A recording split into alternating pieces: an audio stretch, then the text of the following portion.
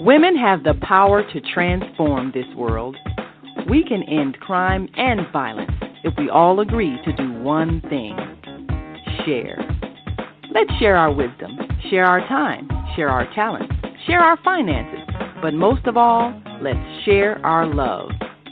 This is the Female Solution. Father, forgive us. Can you have mercy? Please have mercy on us. Please have mercy on us. We repent of our sins, won't do it again. Deliver us from this evil, chosen people. Please have mercy on us. Have mercy on us. We repent of our sin, won't do it again. Deliver us from this evil, chosen people. Yeah, please, yeah. Forgive us, fight for us, forgive us. Chosen people. Hello, everyone, and welcome to Mercy Seat. I am your host, YuNi'YAH, and we're going to have a great time this evening. I do have someone that I want to introduce to you first because it is time for us to learn about someone else that is here on the Female Solution Network. This young lady is going to excite you with what she does, and I want you to hear her and pay attention. So I'm going to first welcome her by presenting her. You are soaring flight of imagination, saturated in the movable. Removable, no excuses, you're breaking all the rules. You are brew, composed in shea butter, peppermint and honey black soap. Nas lifeline inscribed in palm, unconventional, standing 20 feet tall. You are 1969 in the syncopated. Improvisation to the metronome. You chasse too. You allow your voice to ripen before time signatures expire in measures. You origami chords. You are where 30 shakes hands with adolescents realizing you just hit puberty. Watch as red clay seeps through pores building pyramids past prime. You are prime at 44. All brass, double bass, 2 drummers, 3 electric pianos, and percussionists all saying forget it at once. So please, I introduce you to Miss Heather Bird. Welcome, sweetheart. Hi. How are you today? Thank you for having me. I'm good. But this is what we call 15 minutes of fame. And so we're going to take this time, sweetheart, as we have introduced you to talk about you and your show. And I love your intro. I really do. And so at this point in time, just share with us. First of all, that was beautiful. So what is it that you do and what inspired you to do that?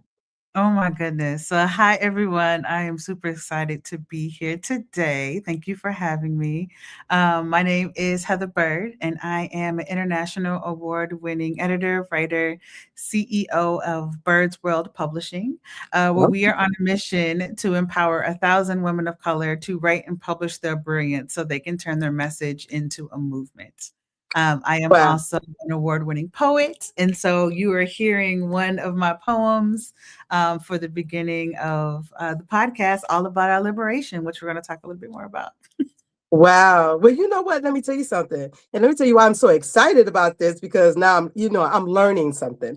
So I always ask you guys to come on, and I really don't know much about what you do, because to me, it makes it a lot more exciting. So I'm learning as the people are learning, right? And so I'm excited because I just finished my first book. And yes, I finished the first book, girl. So you just excited me. You can't just say that. Yes, Just let it. yes. And it's like, wow. So to be able to be in the presence of an award winner, hey, I'm excited to hear about that. So and this is my first book. And then I was actually through a friend of mine ended up doing poetry, just starting Okay. poetry. So I'm getting ready right after that to do my first poetry and prayer book. So Okay. I'm excited. So what inspired you to writing? Oh my goodness. I mean, writing has always been a part of my family. My mom is a retired educator. She taught in Chicago public schools for 40 years. And my grandmother was someone who really believed that education was the way out. Education was our way to freedom, right? And so anytime I was bored, my grandmother, I would try to go outside and play. Like, Grandma, I'm bored. Can I go outside and play? She says, no, pick up a book, right? And Mm. so I actually wrote my first book. You can't, hold on, see if I do it. Wrote my first book when I was 6. And that was your picture. Yes, You yeah, no, drew. this is, I drew this. This Yes. is me. Oh, I hope you Yes. guys can see this. This is so inspiring. Oh my goodness. Yeah, so Yes. I've been reading and writing my entire life, and I've been blessed to be around books my entire life. And so, creating a space where other people have the opportunity to understand the power in their voice and how Yes. their voice can create movements, like their messages can create movements, because we need that more right now. Definitely, So, yeah. definitely.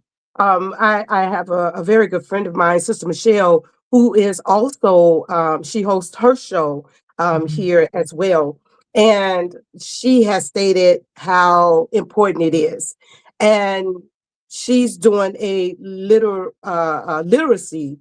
program, and she's going to be Mm, talking about that more and more on her shows. So yeah. I am so excited Oh, I love it. about that. And y'all forgive me if I was looking down. I just realized possibly was looking down at it. So please forgive me if I was doing that. And but when we think about that, that is something that is so crucial right now, so well needed right now in regards to our children reading and writing. And Yeah. I remember when, as a little girl, my mother used to always laugh at me, and she would tell me when I got older how I used to walk around with a purse on my shoulder, and I would have a pen and some paper, right? Come And on. and and and so she was like, every time I turn around, you was always just writing something, right? Whether it made Mhm. sense or not. And so it's so important that we display that and show that our young people do Yeah, get the importance of even just expressing yourself, right? So I wrote absolutely. my first play um, in 2010, Whole and play? then I did it again in 2016.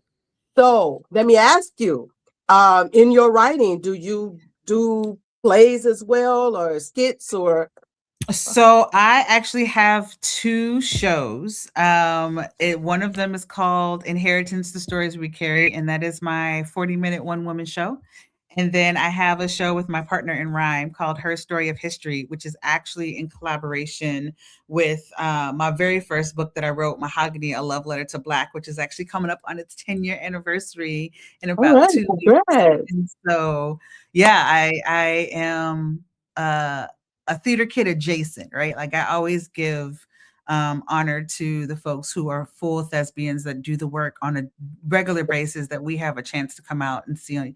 I was on the outskirts. Like, I took the classes and I was there with them, and I build shows in different ways. But I Mhm. love the stage.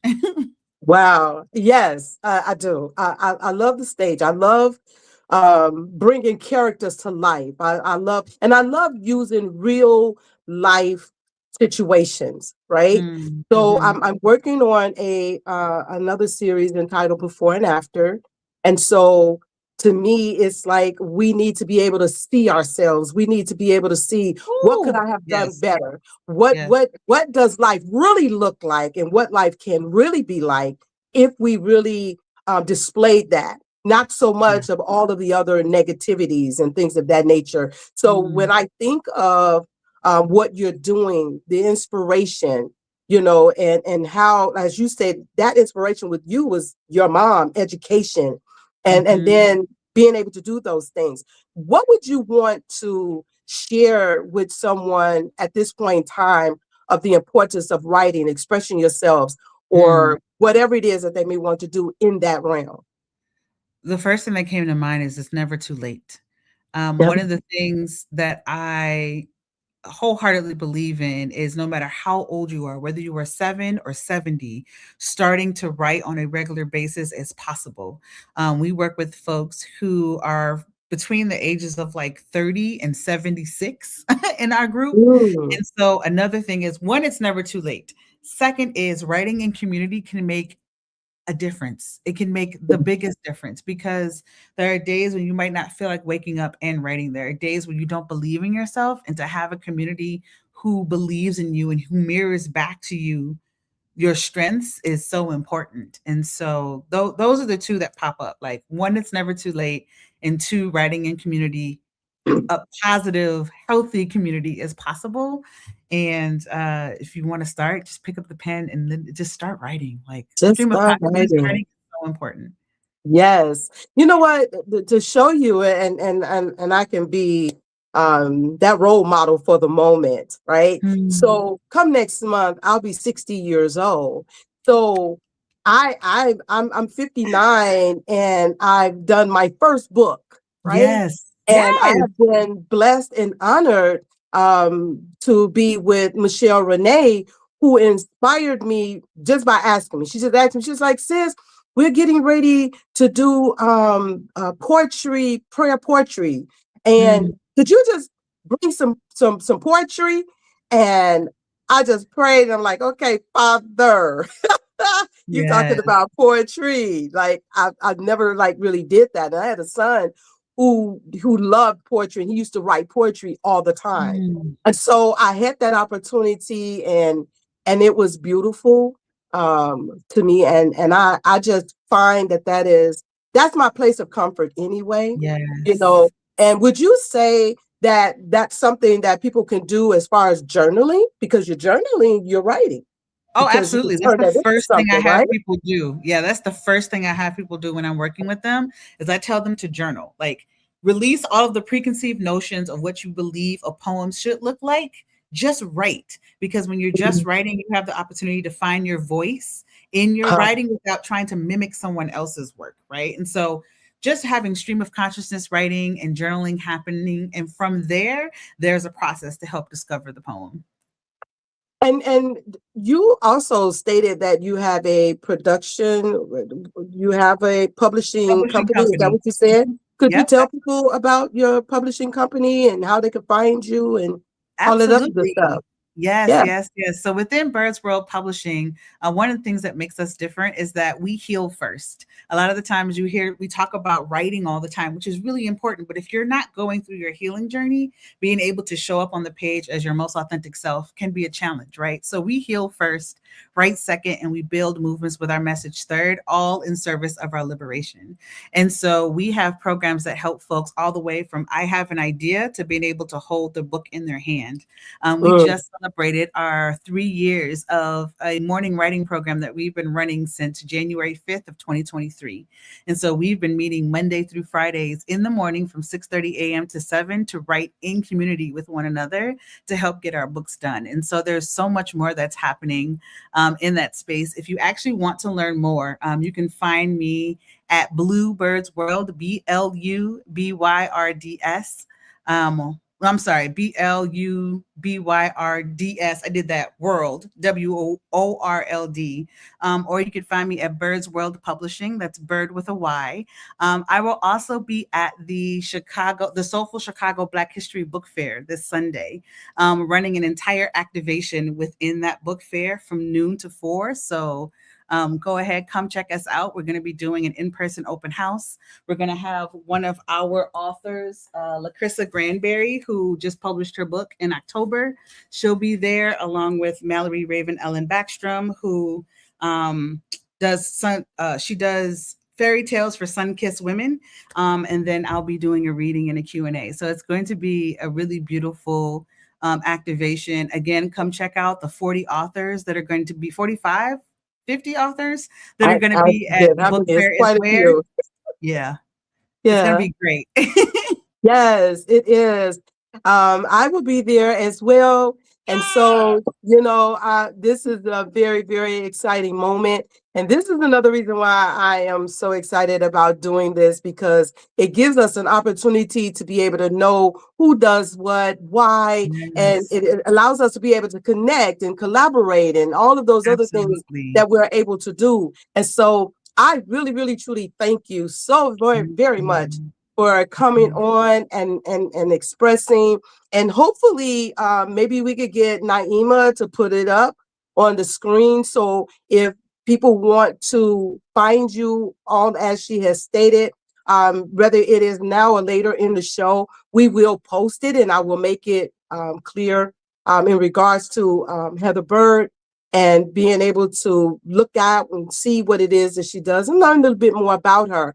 But Yeah. again, thank you so very much, Thank Heather, you for for having joining me. me Yeah, with this. I mean, at this time, I really appreciate that. of And course. if nothing else, we'll be talking a little Oh, bit yes, because more. you got a whole manuscript done, my dear.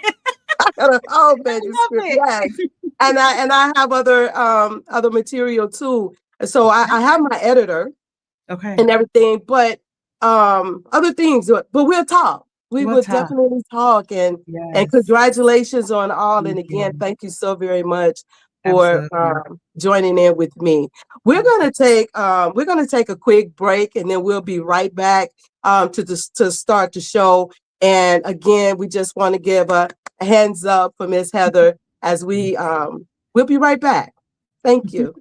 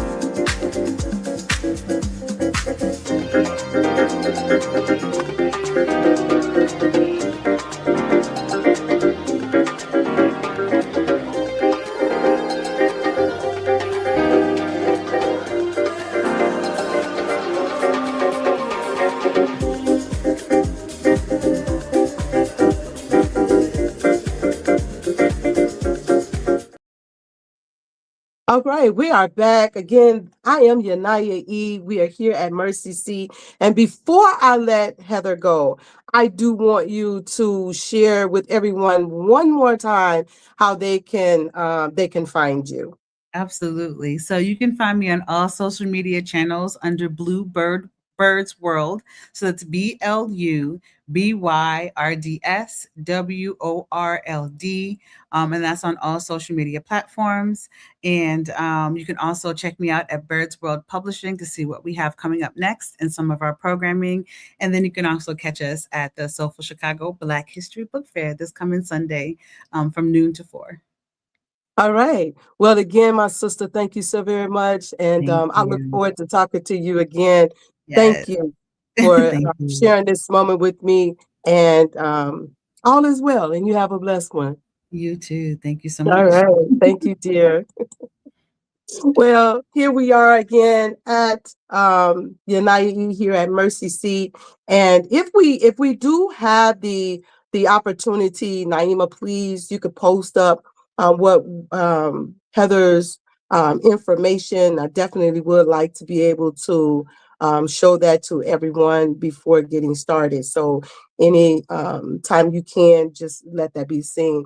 It's so amazing how we can be in certain places, and you never know who does what and who's around and so forth, so on. And I'm so always honored to be able to meet all of the other hosts that is a part of the Female Solution Network. and what they're doing, and so you hear some of their shows and you go through and you be like, what do they do? And so I like to be able to give at least 15 minutes of fame to be able to hear what all of the other hosts that are there and what they're doing. Right before I go into our show tonight is it's not about the blood, or is it? And this is part two. But I want to bring Heather back on because I need to know her days, the days that she comes on in her hours. So I'm going to bring her back into the show so she can share that with us in regards to. So Heather, what are your days and your times? Yes. So, All About Our Liberation, the podcast airs on the first and third Mondays of the month. And Okay. so, our next episode 6 will be airing this coming Monday. So, next Monday at 7 p.m. Central Time. So, we run from 7 to 8. So we're like right behind each other, right? We are. So We I am the second and fourth Yep. Monday of every month, and she's right behind me. So every Monday Monday you're tuning Mondays. in, and then we have 7 a.m. shows, 7 p.m. shows.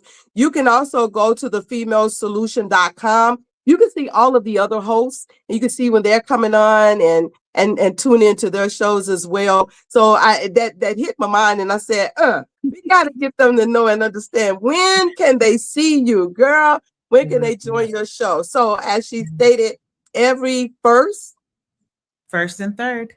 every first and third Monday, you can join her from 7 p.m. to 8 p.m. So every Monday, just click into the Female Solution and you're going to be able to get a show. And the beauty of it is it's 7 days a week. So you can always catch a show at the Female Solution Network. So I just wanted to make sure I put that in. Again, thank you so very much. And don't forget, guys, y'all can go to thefemalesolution.com and you can find all of the shows right there and see what is happening. And look, you can be inspired, right? And you never know what you're going to get when you tune in to the Female Solution. So again, thanks again, Heather. Thank you. So again, as I was saying, today we're going to be talking about it's not about the blood, or is it? Oftentimes, what do we often do when we are talking about family? When we're talking about family, we say we tight, we like the road dogs, we connected, we're doing things, right? And we find ourselves saying stuff, but sometimes we got to think about what we're saying. So what I want to do is share about blood relationships. Blood relationships do not automatically equal righteousness. We have to say, when we're talking about love, love corrects, love supports, but do we support negativity? Do we support the things that our family do that is wrong? Do we sweep things under the rug and we say and call it okay when things are going in a different direction? As I would often tell individuals, don't tell me you love me and you won't correct me. Don't tell me you love me and you see me doing wrong, but yet and still, you may not say nothing to me, but you'll say something to somebody else. Is that fair? No, it's not. So what should we do when we're talking about family and we're talking about the things when we say blood is thicker than water? Now, for some of us on a spiritual level, we're going to talk about that from a scripture perspective, because, the word is what always keeps us, or should keep us, in alignment. And we often want to justify something. But the one thing that I come to find out, let one of your family members be getting ready to go to jail. We'll see how thick that blood gets. Even though there are some people who would allow themselves to go to jail for something that they didn't even do. For a man, for a woman, your husband, your wife, your family member, however, you would choose to do that. Then I ask the question, is that fair? Is that fair that someone else should suffer for your wrongdoings just because you're family? I want to state and let it be known, never will I ever allow that to be. I have some comments that I want to respond to. And oh, hey, my love. Well, hello, husband. How are you? My husband always wants to send me just a beautiful, and I'm letting it show up there right now, where he wants to always just say hello to me and support me and inspire me and encourage me as I do what I do. So I just want to say thank you, sweetheart, and I love you as well. We also have the Jeremiah 9. That's Sister Michelle in the house. She said, yeah, for your grandma, I love your first book, and it's so great. You still have it. Beautiful. You know, it's really good to be able to be inspired. Now, I just want to say this for the moment. We don't even have to be family to love one another or to support one another. And as we get ready in a little while to go into scripture, we're going to show that sometimes a friend, as we know the word says, sticks closer than a brother. But before I go any in depth with that, we're going to show Sister Jeremiah, which is Sister Michelle. I love the bookshelf. I love the bookshelves behind you. They look like they are being used. Yeah, they did, didn't you? You see how she knew where to reach, right? She went straight to that book that she wanted. She uses that. She knows it. And Sister Joyce says, hello, hey, how are you? And somebody else said, I'll be right back. So we're very we should be very cautious of the things that we say, the things that we do, how we go about things is very important. And let me tell you something. I have seen family members turn their back on each other. I have seen family members go to the ends of the earth, as they would say, for one another. But when we really talk about a family, let's talk about the truth behind being a family. The truth behind being the family, we question ourselves to ask, is blood really truly thicker than water? So I like going to the word, right? And so we're going to go to Proverbs 14:12. And it says, there is a way which seemeth right unto a man, but the end thereof are the ways of death. Do you not know and understand that there are sometimes you can support something, and in your supporting it can cause a person to stay in it, and then they feel comfortable in that, and then they continuously do what they do? That's like having someone that is a thief. And instead of you correcting them, instead of you telling them what they shouldn't be doing, you say, well, that's my family, so I'm not going to tell on them. That's my family. I'm not going to turn them in. But if somebody stole from you, you want the police, you want them to do time, you want them to pay you back. It's a whole lot of things that is different when it's your family than it is if it was somebody else's. See how we can't do that because we don't want to correct, because we want to say blood is thicker than water. We want to give an okay to somebody that is in our family, but we want to persecute that person that isn't. It's so important for us to understand that righteous is righteous and unrighteous is unrighteous. Let's go with our next scripture. I hit the wrong one. Proverbs 18:24. A man that hath friends must show himself friendly. And it takes me into when it says, do unto others as you would want others to do unto you. It has nothing to do with family. It has everything to do with what is righteous. And there is a friend that sticketh closer than a brother. I have some friends I can call on at a drop of a hat. And where I may call a family member and they give me about a ton of excuses, I have friends that I'm like, what do you need? No questions. could get up and come, or they're right there. I could call at 2, 3 o'clock in the morning, and I can talk. I can express myself, whatever it is that I need to do. I'm able to do that with a friend, whereas with a family member, when that family get it, everybody else gonna get it. Everybody gonna know your business.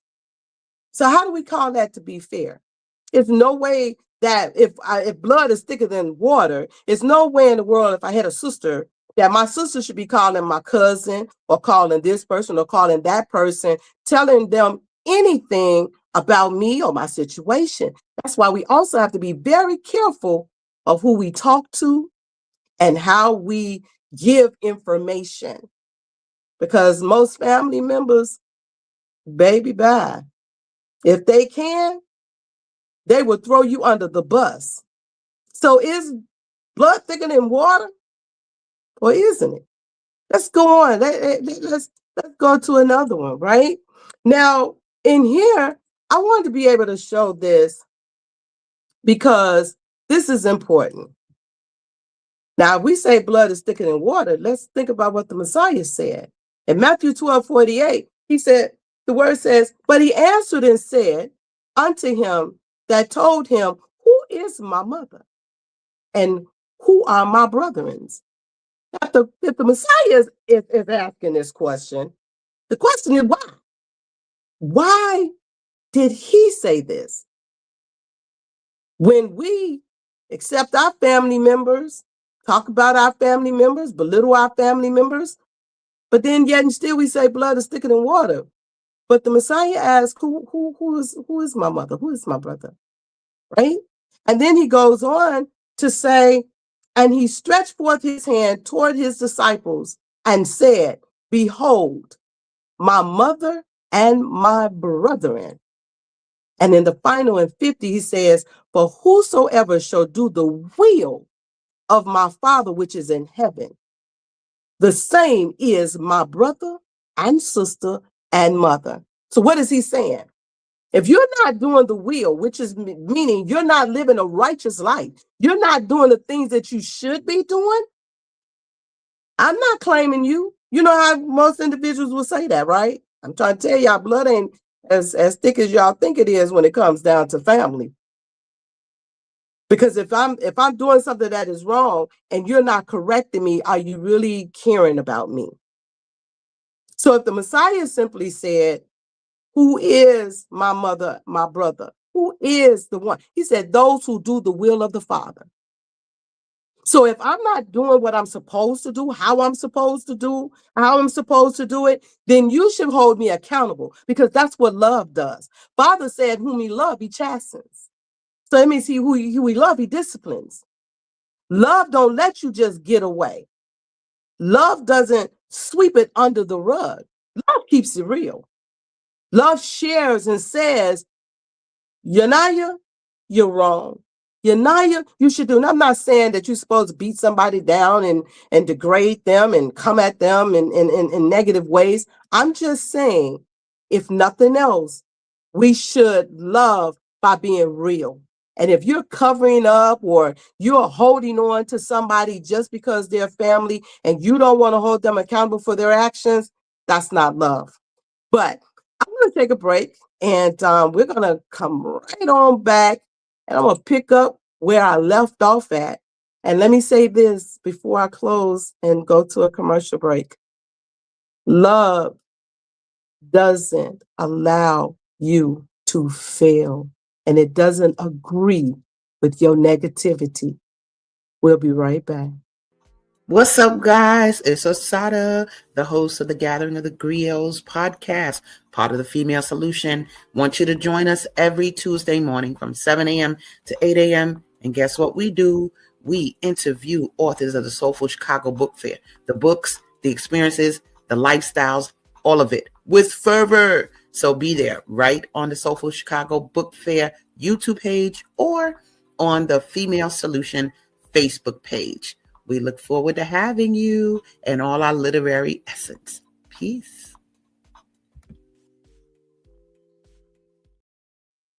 Hello, and we're back here at Mercy Seat. Again, I am your host, YuNi'YAH, and we're talking about it's not about the blood, or is it? It's not about the blood, or is it? See, it's not about the blood in regards to we being sisters or we being brothers or mama and daughter, father or son. That's not the blood. The blood is what was shed at Calvary. The blood is what gave himself so that we can have life. That right there, my dear, is love. That right there, my friend, is real, is reality, is true. Hey sis, we are family, and the powers that be known, that's why they try so hard to keep us divided. I will not take that away. I would not take that away, because real family is an agreement, but in the agreement of righteousness. That's what real unity is. Like, I have my friends, and I tell my friends all the time, hey, you see something that's not right, correct me. With our children, and this is the thing that I see, that is really heartfelt to me. I see our children, and we take up for our children, knowing darn well they wrong. We justify, we make excuses. We do all of those things for our children or loved ones. But can I ask you all something? If we're going to justify their wrong, and then they're getting gunned down, or they're going to jail, why, please tell me, why do you think that they shouldn't?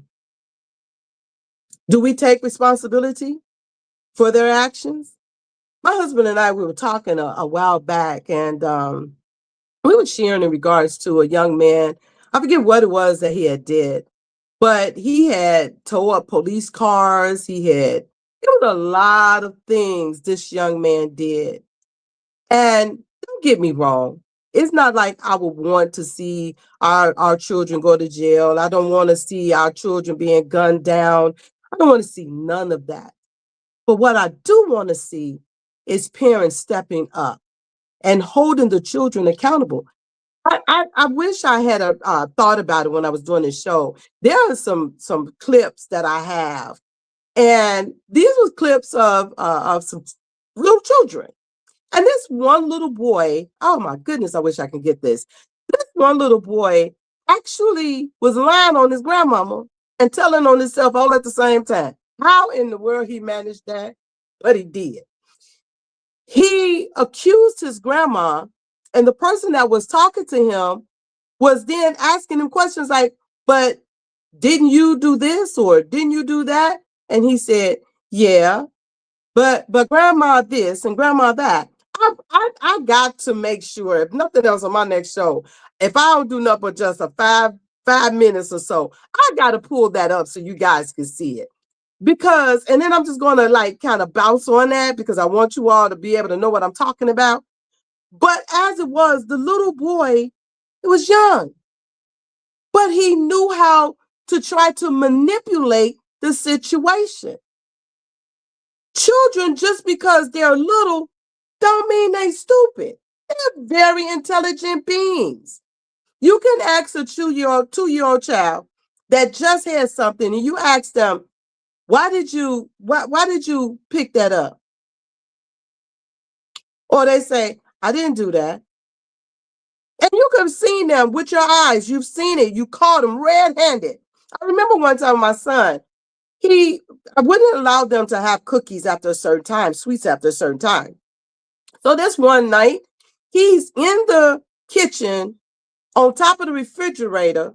He got the cookies. He got his hand in the cookie jar. And I said, Kenna, why are you eating cookies? He looked me dead in my face and said, I'm not stealing no cookies. What?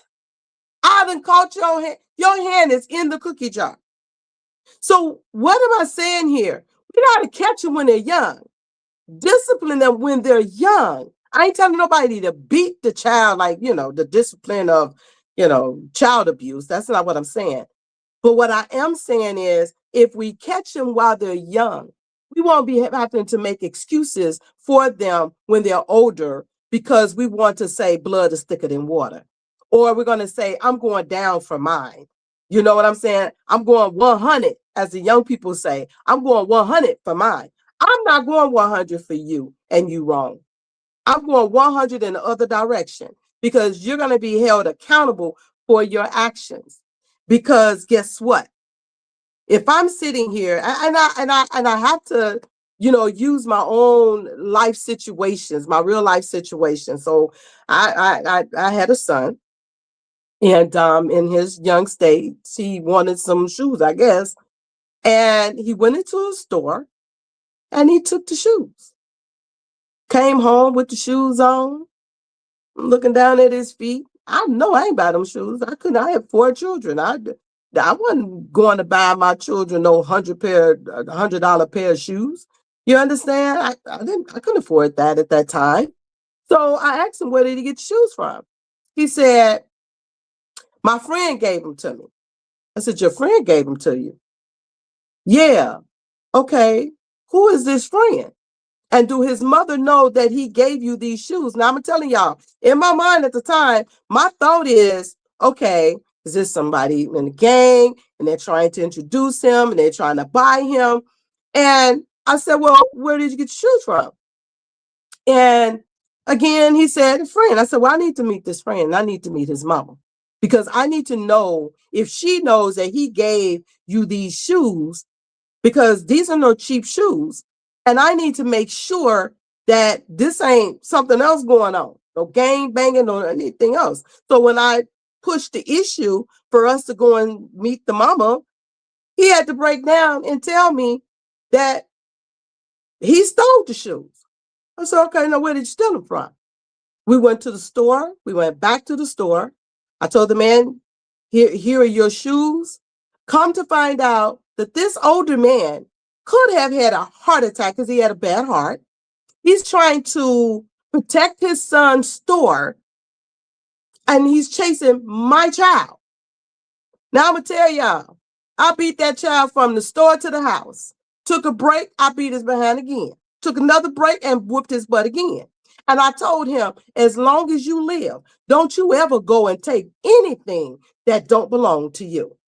Now, there are some mothers who would be like, oh, okay, it is what it is. He did that, so what? What? No, it's not. So if he gets away with that, he's going to feel as though he could get away with something else and something else. And that small thing could turn into something bigger, And now you're crying and you're whining because your son now, or your daughter, because girls can do it too, are locked up. This is an important topic because one major problem in many families is upholding those we love in their wrong. Real talk. Amen. And we shouldn't. We should not do anything other than hold them accountable. Because if we hold them accountable for their actions, it at least give them something else to think about.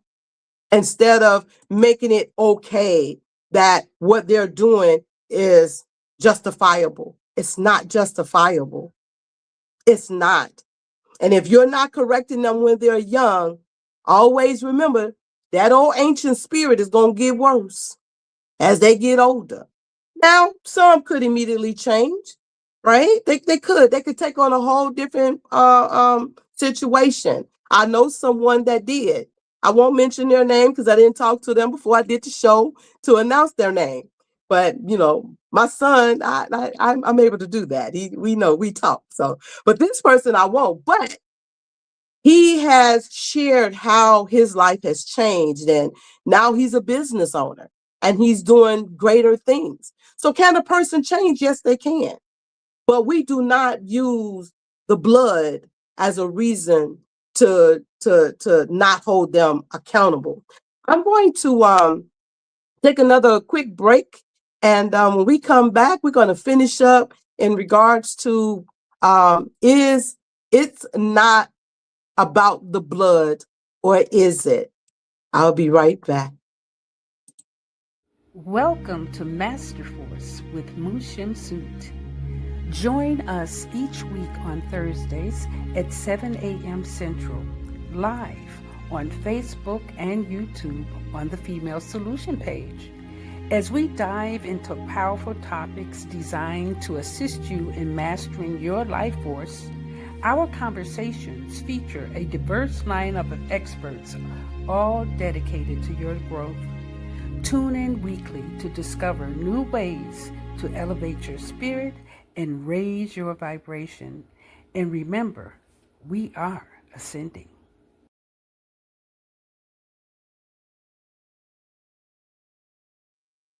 Hello and welcome back. Again, this is, I am YuNi'YAH here at Mercy Seat, and we're talking about, it's not about the blood, or is it? So I wanna do some scriptures. I want to go back to one of the scriptures that we read, which was Matthew 15:12, for whosoever should do the will of my Father, which is in heaven, the same is my brother and sister and mother. So we don't want to do anything that is not in the will of the Father. And we know stealing, which is one of the commandments, is not the will of the Father. I also want to go to Isaiah 5:20. Woe unto them that call evil good and good evil, that put darkness for light and light for darkness, that put bitter for sweet and sweet for bitter. We cannot justify, guys. It is what it is. A thief is a thief. Right is right. Wrong is wrong. Righteous is righteous. And that's the way we need to be able to see things in that manner. Because anything else, if I'm sitting here justifying what my child did and I'm trying to make that okay, and I go back to my child, if I would have sat there and said, oh, that's fine, son, that's okay, you needed them shoes. He really didn't. He had shoes on before he left, and he had on some decent shoes. It may not have been what you want, and he might have wanted some higher class shoes, but you had some shoes that was able to get you from point A to point B, and that's all that was mattering. But to go in to take something away from somebody else, or to even cause them, and like I sat down and talked to my son, I said, you could have caused that man to have a heart attack. Not only then would you have been a thief, you've been a murderer. So we have to hold them accountable. So let's look at Ecclesiastes 8:11. Because sentence against an evil work is not executed speedily, therefore the heart of the sons of men is fully set in them to do evil. You don't want to correct them. They don't get that discipline right away. You don't put things in its right perspective at that moment. Oh, baby, it's going to go on and on and on. If he's stealing out of your purse, you don't think he ain't stealing from somewhere else or somebody else? So if a 2-year-old goes in your purse and takes something out, he's just a baby. He don't know no better. Yeah, he did, because he knew he was going in that wallet to get that purse. That's like my granddaughter. It wasn't something as horrible that she did, but she was like 2 years old. She went upstairs, and when I tell you that child made a complete mess, she made a complete mess. But guess who cleaned it up? She did. I went right on upstairs. I pointed out her mess, and each time I told her, I said, pick that up, put it up, throw that in the garbage can. If you made the mess, you're going to clean up the mess. And that's just like our children, our loved ones, our family, whomever it is. You did it. What was that old adage? And if I don't get it, somebody can put it in the comments. Oh, you do the crime, you do the time. That's it. You do the crime, you do the time. Why? Because you have to be held responsible for your actions, right?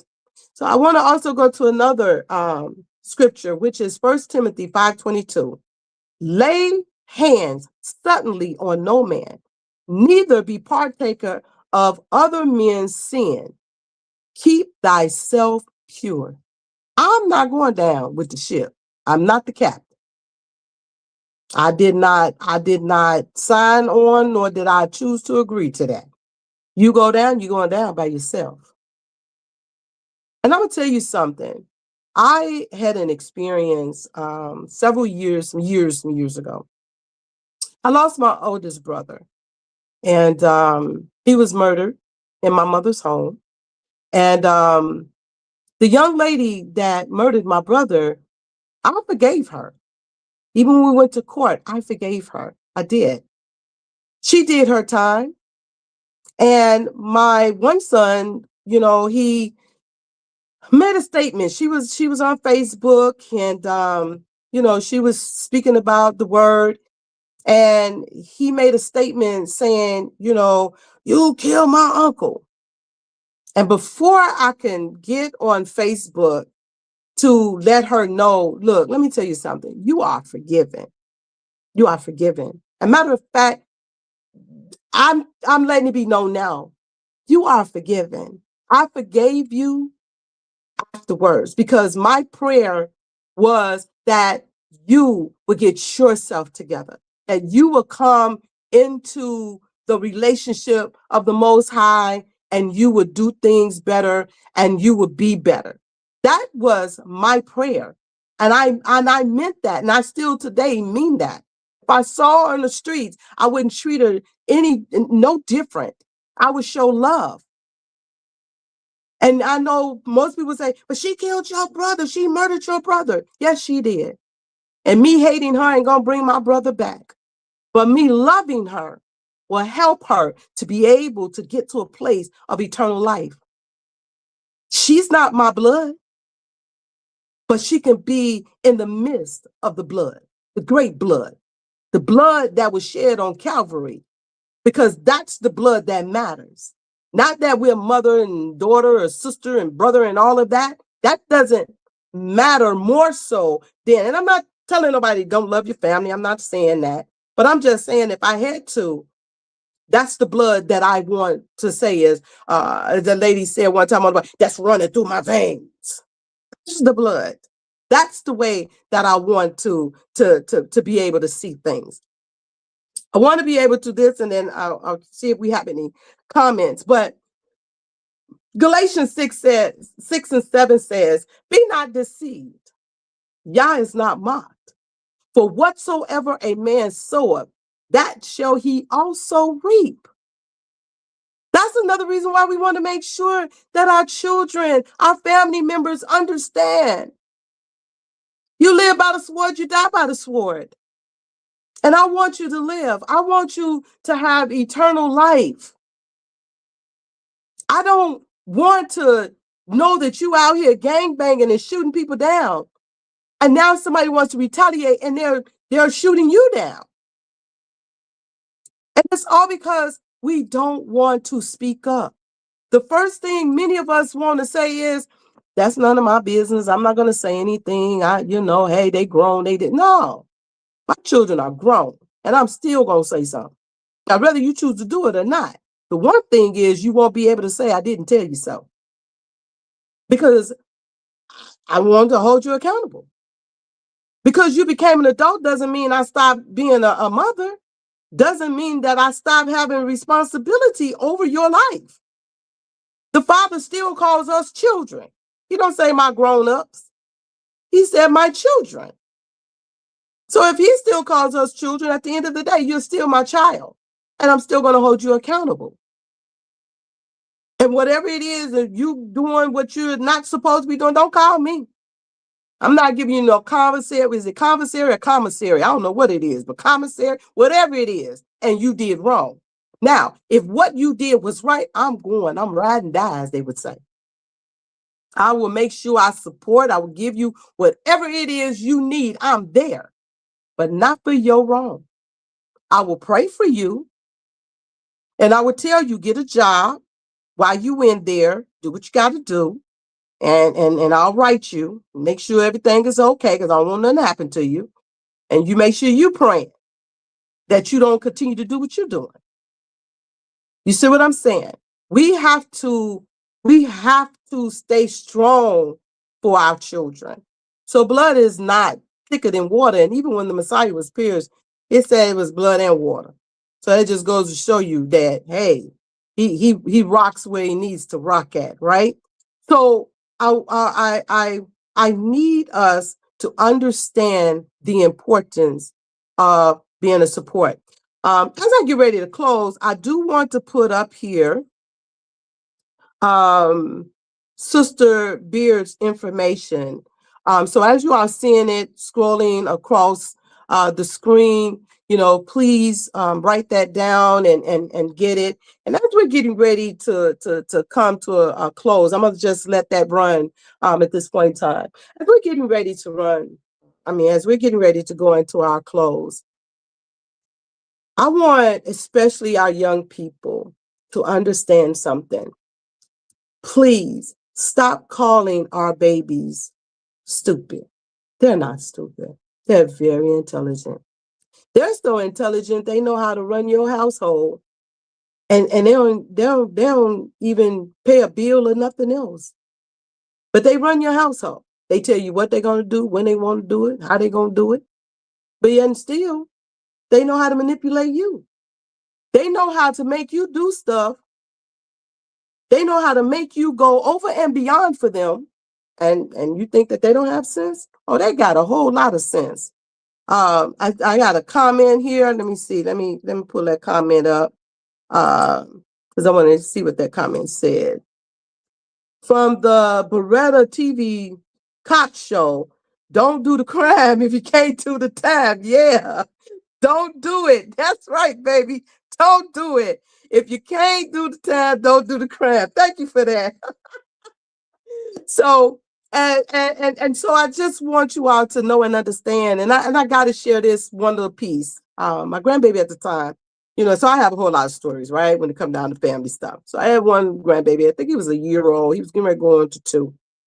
And we were having service one day, and he picked up this ball that was on the table. He picked up the ball. Daddy took it from him, put it back on the table. He went back. He picked up the ball. Daddy took it back and put it back on the table. I just sat there and watched. That third time he picked up that ball, his daddy got that ball and put it back on the table. I turned around to him. I said, "You pick that up one more time. I dare you to pick it up one more time." He looked at me with a little smirk smile on his face, looked down there at that ball. He looked back up at me. He said, "I ain't messing with this woman because she crazy." But guess what?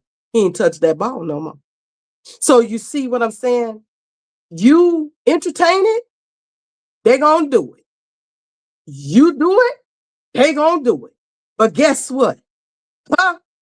There is one person in the room that ain't going to tolerate it, and that is I.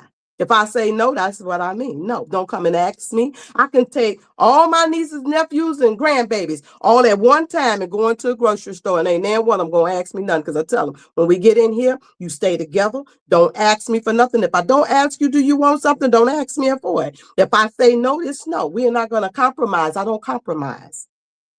If I can do it, you can too. So blood is not thicker than water. It's not. It's the blood that keeps us in order, which is the Messiah's blood. So we're going to take a quick break, and I'm going to be right back, and we're going to get ready to close out. I'm so glad that you're joining me. I am YuNi'YAH, and you are here at the Mercy Seat. And guess what? We look forward to seeing you again real soon. Be right back. Welcome to Master Force with YuNi'YAH. Join us each week on Thursdays at 7 a.m. Central, live on Facebook and YouTube on the Female Solution page, as we dive into powerful topics designed to assist you in mastering your life force. Our conversations feature a diverse lineup of experts, all dedicated to your growth. Tune in weekly to discover new ways to elevate your spirit and raise your vibration. And remember, we are ascending.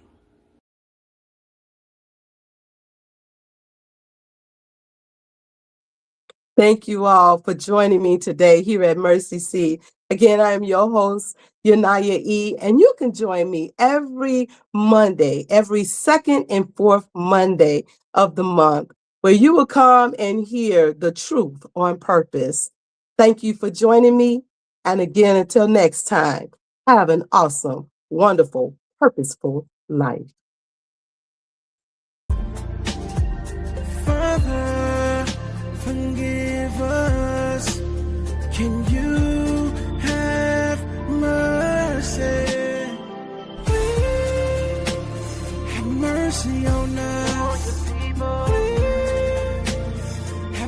mercy on us. We repent of our sins, won't do it again.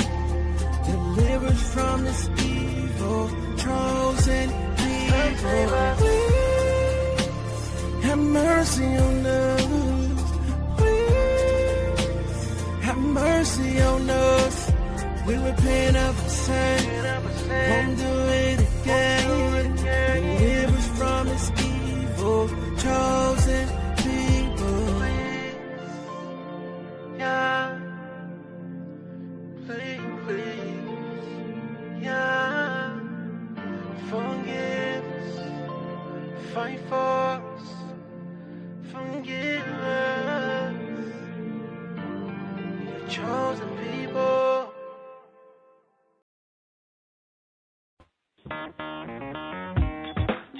Women have.